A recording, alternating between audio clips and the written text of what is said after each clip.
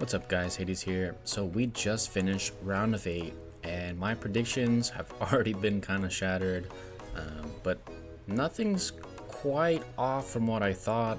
Only a few small variations as I kind of predicted, and let's talk about it. We need to update the tier list and we need to see what to look out for in these coming matches. So when we jump over to the tier list here, some big changes are going to be made. I actually think the collapse of SF in this round and the loss of Buns in this round, I'm gonna take them both off the S tier ranking. I don't think any team is outstanding anymore. It's a really balanced roster. AoW beats Buns, and then Server 73 beats SF, which is essentially Buns and Purity combined. But there's no like one best team. No one's kind of crushing in any way, shape, or form. Now we might get a new S tier with a champion. It could be any of these teams or Cubs. I do not add alt alliances. It's not technically an alt alliance, the Cubs, but it's not a main alliance, so I haven't had it on the list. I'm not sure what to do with it. I might have to adapt it in the future, as it does have perfect win rate. So we need to talk about what's going to happen this week, or what happened last week, and what's going to happen in the future. So the Art of War Buns games was extremely intense. I do want to go over this one in just a few minutes. SSQ HMB was solid, and I will be reviewing this one in another video. Vex played itself essentially. This is like the collaboration of 38 and my alliance, so that was a pointless game. And then the SF game Cubs, I'm fairly certain from the information I gathered that SF tried something new, it didn't work, it failed, and they just kind of lost control. As you can see by the score, they only scored 26,000. If you don't score 40, you pretty much got whooped. It's not really even worth a review, but I will be reviewing these two. Now, you can see from my predictions here in a previous video, I predicted IMPK and SF. I discounted Buns for sure, Cubs, which has made it into this slot. So that changes a lot, but not a whole lot. It's not surprising. 73 has been a top server for a while. And then of course, AoW beat Buns here. I'm pretty sure I gave it like a 60-40. But yeah, so I still think AoW is gonna bring home the championship slot. I thought both of these teams would have won in any format on the left side of the bracket. Now let's jump into this match because I thought it was fantastic. Okay, so this is going to be a pretty simple review. I'm going to talk about the good and the bad from both sides, kind of give a general perspective here. We do have AoW red on the bottom side, and we have Buns white on the top side. There was somewhat of a play here for Tower 4, very lopsided, not a great decision by red in my opinion. Pretty neutral here. Buns gets some a very aggressive relocation here, but they're a little soft on players, and 3, 4, 5, 6, 7, 8, and 8, 9, 10. So they're down 2 players.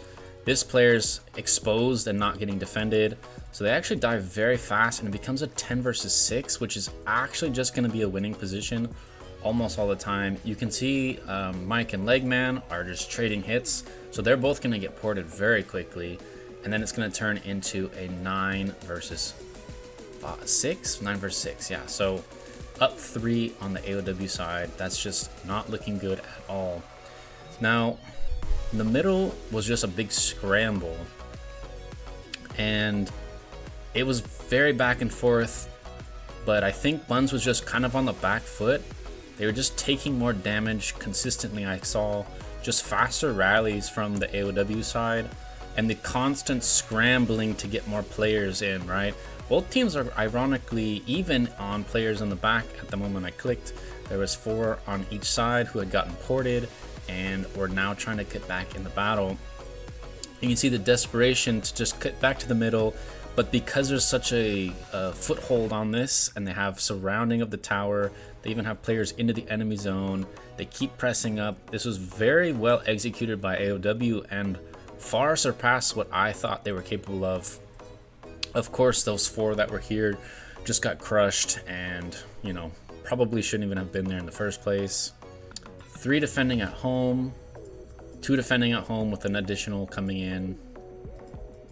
And what this game pretty much devolves into is what a lot of the top teams end up doing, is just fighting for the center. And whoever ends up getting the center has a large foothold in the game. And AoW gets it on the first try because of all their pressure, right? You can see that player had just got ported. They have no edge here. They have nothing on the top side.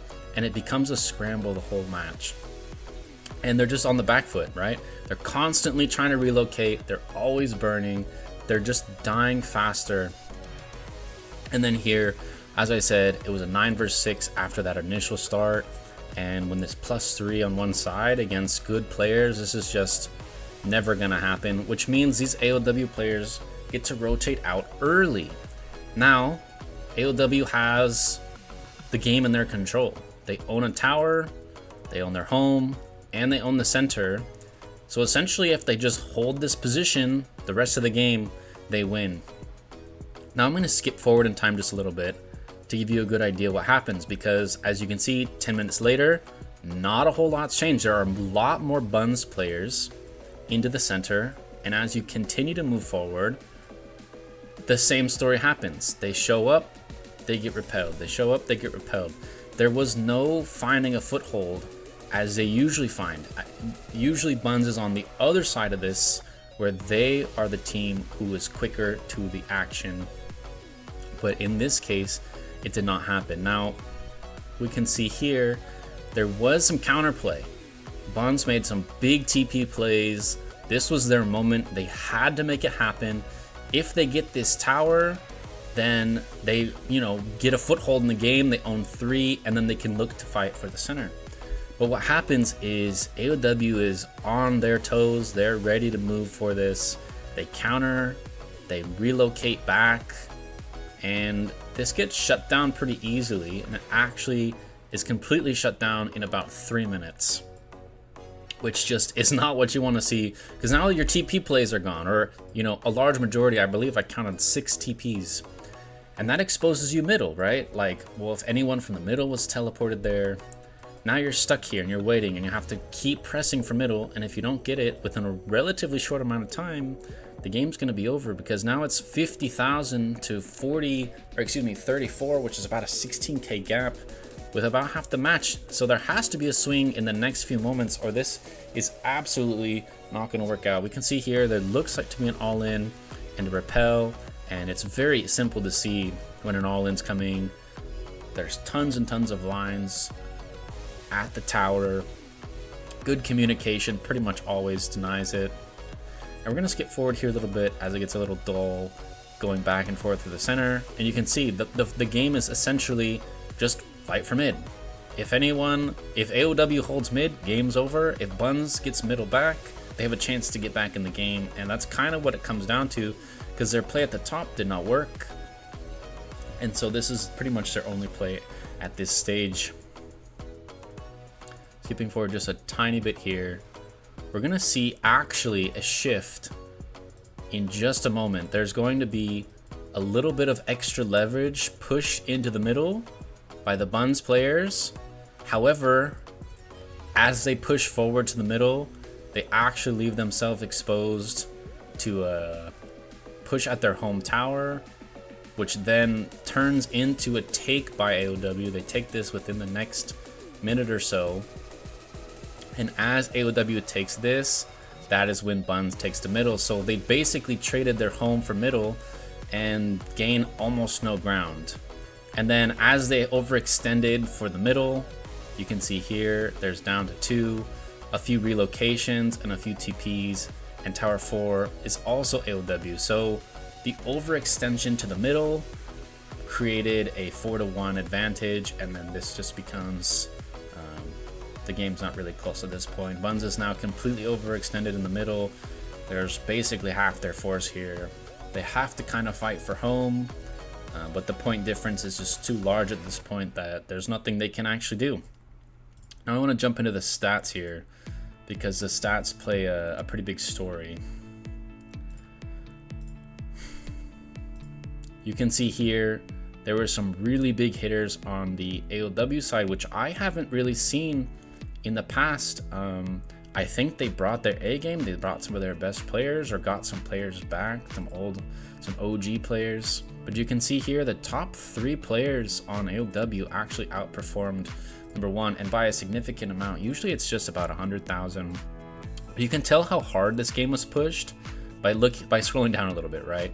I consider 1 million to be a very impressive mark in terms of participation. It means you're highly active for a very large portion of the game, and there's actually 13 AoW members in the 1 million mark. But what's even more crazy is there's 16 Buns members in the 1 million mark, which is actually quite high. This is probably the most 1 mils I've ever seen, which shows just a tier of game, right? This is a very high tier game. There's some very good players here. There's a bunch of players on my top 100 list, and there's a few I would like to add on in the future, but that's for another kind of video.